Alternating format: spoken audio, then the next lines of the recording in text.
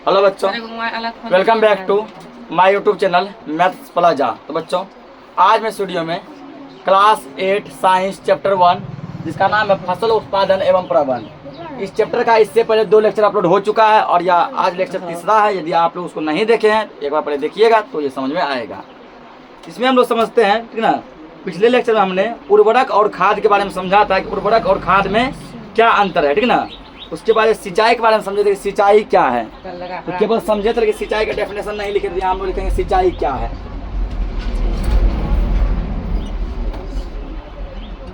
सिंचाई, सिंचाई किसे कहते हैं, सिंचाई किसे कहते हैं, सिंचाई क्या है, इसका डेफिनेशन लिखना है। निश्चित अंतराल पर, हल्ला मत कीजिए, निश्चित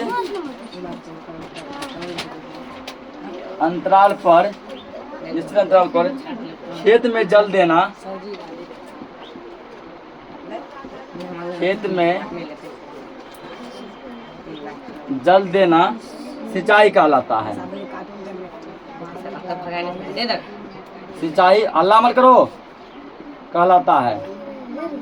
इसका मतलब है ना, समय समय पर जो हम खेत में पानी देते रहते हैं, ये क्या कहलाता है, यही मेरा क्या कहलाता है, सिंचाई कहलाता है ना।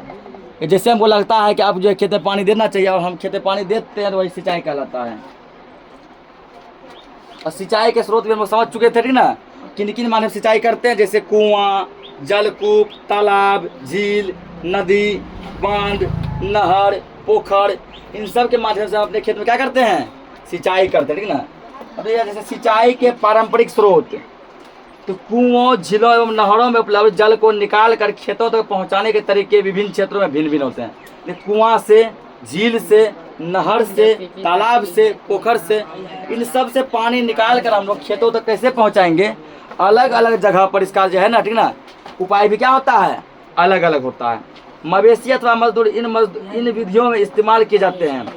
मवेशी मतलब कोई जानवर, मवेशी यानी कि कोई जानवर, तो सबसे सस्ते हैं परंतु यह काम दक्ष है। विभिन्न पारंपरिक तरीके हैं, ठीक ना।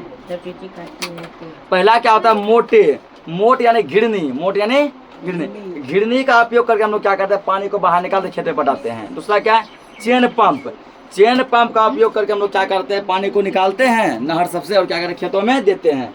अगला जैसे दिया ढेकली, उत्तोलक तंत्र, ये सब क्या पानी निकालने के तरीके हैं, ठीक ना। ये तुम्हारा हो गया फिगर देखना, ये हो गया मोट, क्या गया, मोट घिरनी के माध्यम से पानी खींच के तो पानी निकाला कुआं से खेत में दे दिया। दूसरा बताइए चेन पंप, ये चेन पंप, तो चेन पंप के माध्यम से क्या हुआ, पानी निकाला गया तो खेतों में जा रहा है।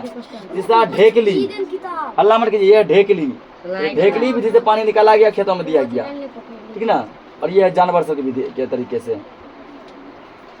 तो जल को ऊपर खींचने के लिए सामान्यतः पंप का उपयोग किया जाता है, ठीक ना। कहीं से भी यदि आपको नीचे से पानी को ऊपर खींचना है, किसका उपयोग करते हैं, पंप का उपयोग करते हैं। मशीन सब जो क्या है, एक तरह का पंप है। पंप चलाने के लिए डीजल, बायोगैस, विद्युत एवं सौर ऊर्जा का उपयोग होता है। कुछ पंप चलता है डीजल से, कुछ चलता है बिजली से, कुछ चलता है सौर ऊर्जा से, ठीक ना। इन सब चीज़ों से क्या पंप चलता है। अभी देखो हम लोग खेतों में जो पानी पटवाने के लिए क्या करते हैं, मशीन करते हैं ना। कुछ मशीन ऐसा होता है जो डीजल चलता है और कुछ मशीन ऐसा होता है जो किससे चलता है, बिजली से चलता है। अब हम अगला तरीका समझेंगे यहाँ पे, सिंचाई की आधुनिक विधियाँ। सिंचाई की आधुनिक विधियाँ कौन कौन सी है, ठीक ना, इसको समझते हैं। तो सिंचाई के आधुनिक तरीके में जो पहला तरीका है छिड़काव तंत्र। पहला क्या है, छिड़काव तंत्र। छिड़काव तंत्र के माध्यम से हम लोग कैसे सिंचाई करेंगे।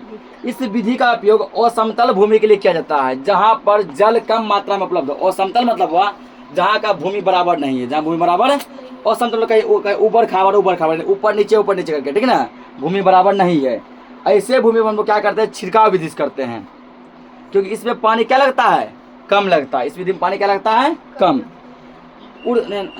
नलों के ऊपर सिरों पर घूमने वाले नोजल लगे होते हैं। यह पंप निश्चित दूरी पर मुख्य पाइप से जुड़े होते हैं, ना।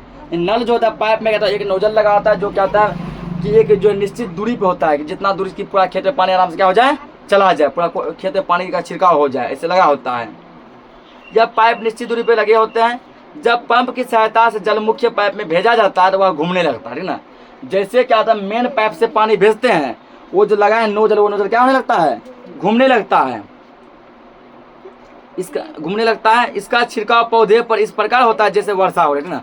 नोजल जो घूमता है, पानी इस प्रकार उससे निकलता है जैसे मान लो कि क्या होने लगा, वर्षा होने लगा। जैसे कि हम लोग अपने बाथरूम में जो झरना लगाते हैं, झरना तो इस प्रकार पानी निकलता है जैसे क्या लगता है, वर्षा होने लगा, ठीक ना। तो झरना का पानी हम लोग के बॉडी पर आता है, इसी प्रकार जो नोजल लगाया जाता है उसका पानी घूम घूम कहाँ जाता है, पूरे खेत में जाता है, ठीक ना। पहला तरीका ये हो गया। दूसरा तरीका है ड्रिप तंत्र।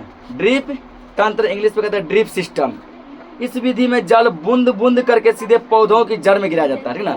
पौधा का जो जड़ है डायरेक्ट वहाँ बूंद बूंद करके कहाँ पानी कहाँ गिरता है, जड़ पे। कोई आलतू फालतू जगह पानी नहीं देना है, ठीक ना। ना खेत में देना है, ना आड़ पे देना है, ना खेत के आसपास इलाके में देना है, कहीं नहीं देना है। डायरेक्ट पानी कहाँ पहुँचता है, पौधे के जड़ में पहुँचता है, ठीक ना। जहाँ जरूरत हो वहीं पहुँचता है, पौधे की जड़ में पहुँचता है। अतः इसे फलदार पौधे, बगीचों एवं वृक्षों को पानी देने का यह सर्वोत्तम तरीका है। जो फल का पौधा हो गया, बगीचा हो गया, वृक्ष हो गया, फूल सब का पौधा हो गया, इसमें जो है पानी पटाने का, सिंचाई करने का सबसे बढ़िया तरीका क्या है, अलामत कीजिए। सबसे बढ़िया तरीका क्या है, सबसे बढ़िया तरीका यह है ड्रिप तंत्र, ठीक ना। देखो यहाँ फिगर में देखो दिखाया गया है, सभी पौधा को जड़ तक पाइप भेजा गया है ना। देखो पाइप है, तो पाइप पर देखो सब पौधे जड़ तक पाइप का ऐसे मुंह खोला गया है, ये पानी सीधा कहाँ पहुँचता है, डायरेक्ट पौधा के जड़ में पहुँच रहा है। आगे दिया खरपतवार से सुरक्षा, अगला हेडिंग है। तो आप यहाँ पर जानेंगे हम लोग कि खरपतवार क्या है, खरपतवार क्या है। उससे पहले ये देखो कि छिड़काव की आधुनिक विधियाँ, ठीक ना, कि आधुनिक विधि इसका कौन कौन सी है।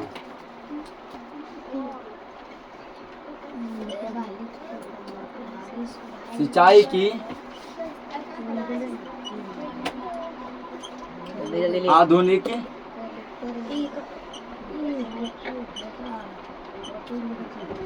विधियाँ।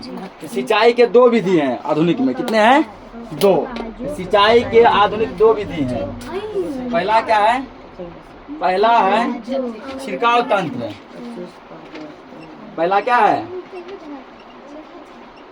छिड़काव तंत्र। और दूसरा क्या है, दूसरा ड्रिप तंत्र। दोनों आप समझाए हैं। ड्रिप तंत्र, छिड़काव तंत्र में क्या होता है, जहाँ का भूमि एक समान नहीं है, जहाँ का भूमि ऊपर नीचे, ऐसे जगह पर छिड़काव करके इस प्रकार पानी दिया जाता है खेत में, जैसे मानो क्या हो रहा है, वर्षा हो रहा है। ड्रिप तंत्र में क्या होता है, डायरेक्ट पौधों के जड़ में पानी पहुंचाया जाता है, ये होगा ड्रिप तंत्र, ठीक ना। अगला लिखेंगे खरपतवार। खरपतवार क्या है, खरपतवार क्या है।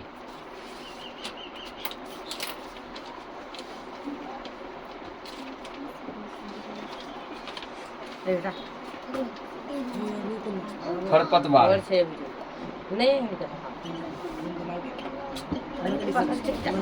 हल्ला मत कीजिए। खरपतवार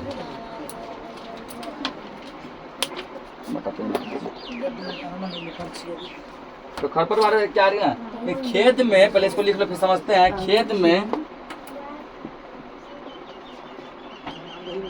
खेत में कई अन्य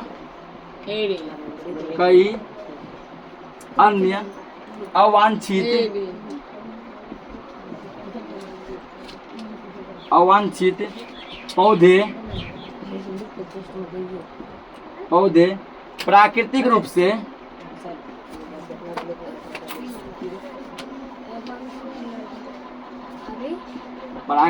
से फसल के साथ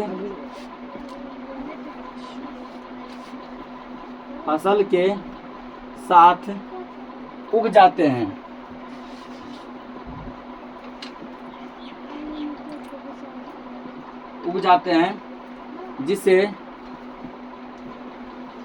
जिसे खरपतवार कहते हैं।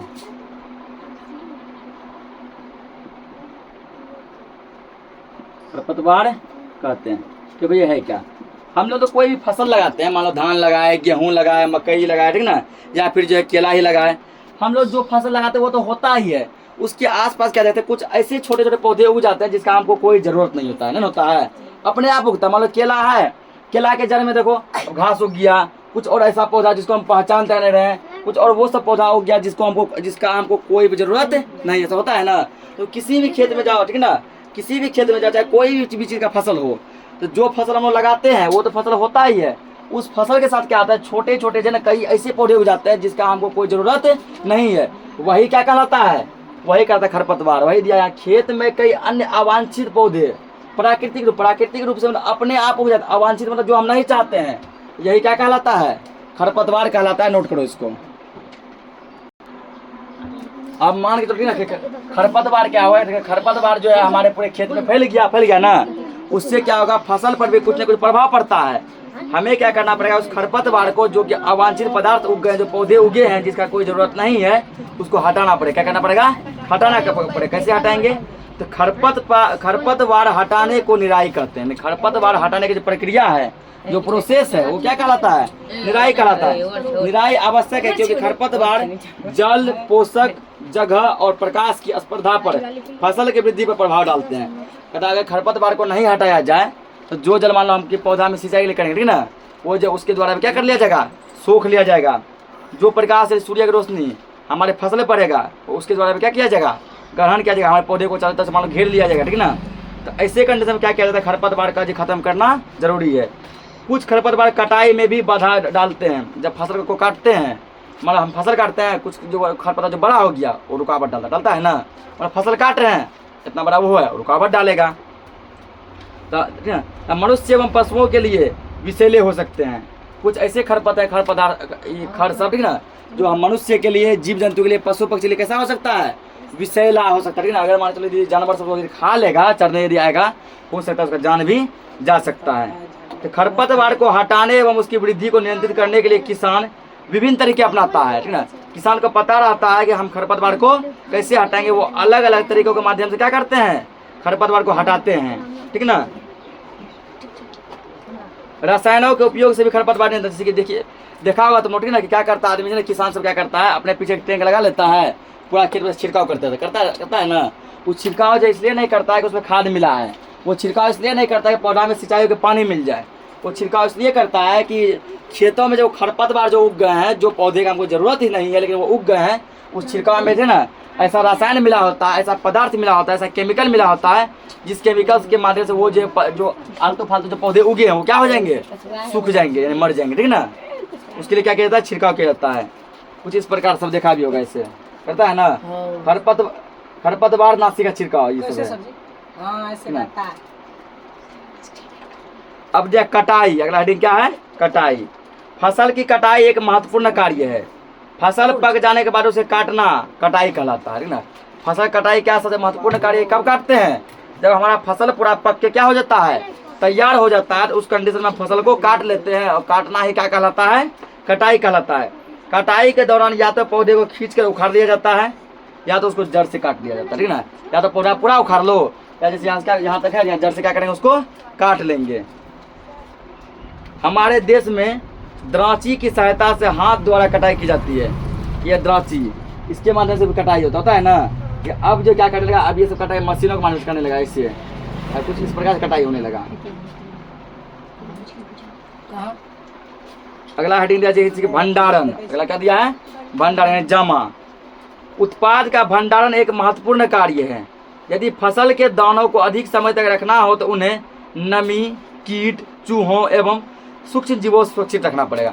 यदि फसल को जमा करते हैं, अपने घर में मतलब उसको भंडारण करते हैं, वो किन किन की चीज़ से बचाना पड़ेगा, नमी से, ठीक है। किससे, नमी से। क्या होता है, क्योंकि फसल में देखा होगा, जैसे कि फसल में नहीं तो कुछ भी चीज़ में देखा होगा, ठीक ना, ठंड के मौसम में ऐसा होता है, उजला उजला अपने आप लग जाता है, ठीक ना। कि जैसे कुछ चीज़ अधिक दिन तक जमा रखते हैं ना, अपने आप क्या होता है उसमें जो नमक जैसा ना कुछ क्या होता है, उजला उजला वाइट सा लग जाता है, लगता है कि नमक ही ग्लूकोज, नमक जैसा ग्लूकोज जैसा लगता है ना, उसकी नमी कहते हैं। तो वो सब ना लगे, उससे बचाना पड़ेगा। छोटे छोटे जो कीट पतंग होते हैं, कीड़े मकोड़े, उससे बचना पड़ेगा, चूहा से बचना पड़ेगा। और उससे जो सूक्ष्म जीव होते हैं, बैक्टीरिया, कीटाणु, जीवाणु, विषाणु, उन सबसे क्या करना पड़ेगा, बचाना पड़ेगा। ताज़ा फसल में नमी की मात्रा अधिक होती है। यदि फसल के दानों को सुखाए बिना भंडारित किया गया तो उनके खराब होने का अथवा जीवों द्वारा आक्रमण में अंकुरण के लिए अनुपयोगी हो जाते हैं। कहता है यदि जो है फसल को बिना सुखाए रखा जाए वो खराब हो जाएंगे, इसलिए फसल को पहले क्या करना चाहिए, धूप में सुखाना चाहिए। इसलिए देखा होगा जब किसान लोग जब फसल काटते हैं ना, मकई, धान, गेहूँ कुछ भी काटते हैं, तो कई दिनों तक रोड पे सुखाते हैं ना, रोड पे, छत पे। जब भी कहीं सफर सब करता होगा देखता है कि रोड के दोनों बगल अरे किसान सब क्या करते हैं, मकई पूरा लाते हैं ना, सुखाते हैं। सुखा के जमा करने से वो क्या होता है, खराब नहीं होता है। अतः भंडारण से पहले बीजों को यानी फसल को धूप से सुखाना आवश्यक है। परंतु बीज का बड़े पैमाने पर भंडारण साइलो और भंडारण गृहों में किया जाता है। साइलो में बड़ा बड़ा फैक्ट्री बनता है ना, मान के जो गोदाम बनता है वही भंडारण गृह वहाँ पर जमा किया जाता है। यदि हल्का फल्का है तो हम लोग उसको घर में करते हैं।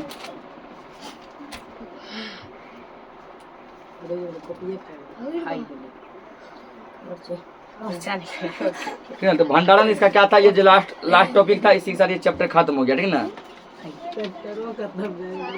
इस पे एक टॉपिक और यहाँ पर पशुपालन। अगला क्या बनेगा, एक टॉपिक और बनेगा पशुपालन।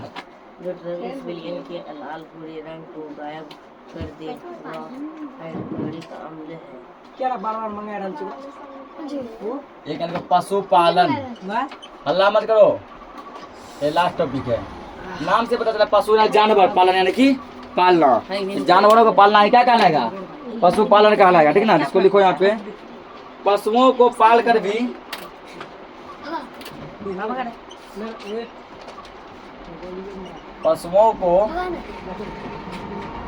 पशुओं को पाल कर भी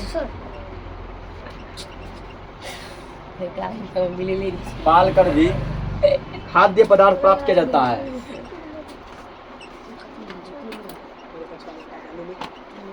खाद्य पदार्थ प्राप्त किया जाता है।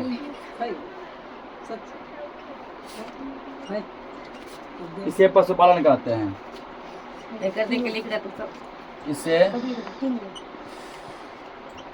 पशुपालन कहते हैं। तो डेफिनेशन क्या रहा है, पशुओं को पाल खाद्य पदार्थ खाने योग्य पदार्थ। अगर मान के चलो हम लोग, ठीक है ना, कि गाय को पालते हैं, बकरी को पालते हैं, भैंस को पालते हैं, वो लोग उस क्या करता है, दूध देता है। दूध क्या करते हैं हम लोग अपने दैनिक जीवन में उपयोग करते हैं ना, तो वो हो गया खाद्य पदार्थ। उसके अलावा वो जो गोबर देता है उससे क्या बनता है, खाद बनता है। उस खाद का प्रयोग कहाँ करते हैं, तो खेतों में करते हैं। इस प्रकार जो है ना, ये हमारे लिए काफी उपयोगी होता है। ये चैप्टर खत्म हो गया, हम लोग मिलते हैं नेक्स्ट चैप्टर में। तब तक के लिए जय हिंद।